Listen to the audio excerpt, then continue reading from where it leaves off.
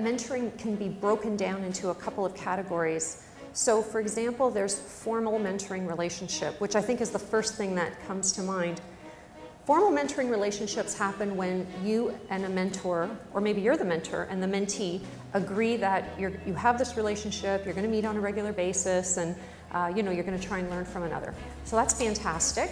I feel like it doesn't matter how old you are or where you are in your career, you can always be a mentor and you can always use a mentor. You can seek out mentors, you can ask people, maybe from your family network or your friends or siblings, their friends. There might be someone who you just feel like you have a connection to and would love to talk to more. You can act on that, and just ask. And if you're in a mentoring relationship, you really want to make the most of it.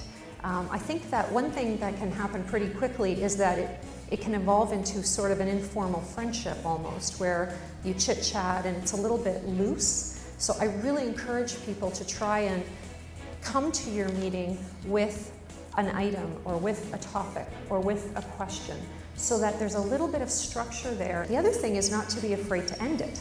I think that's another area that can sometimes be uncomfortable for both the mentor and the mentee, but there is a natural point where you're really not learning anymore, or there's really no other topics, and there's nothing wrong with saying, why don't we end this? I always say, even if you don't like your boss, there's probably something to learn from that person.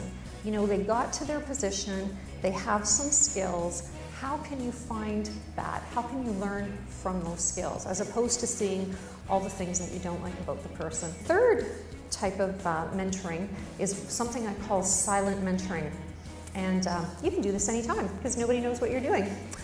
And this is where you have maybe interactions with someone who has qualities that you really admire, or maybe a skill set that you really admire.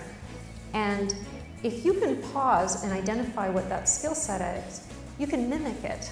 You can actually practice it because you've taken the time to sort of concretely identify what it is that you like about that person.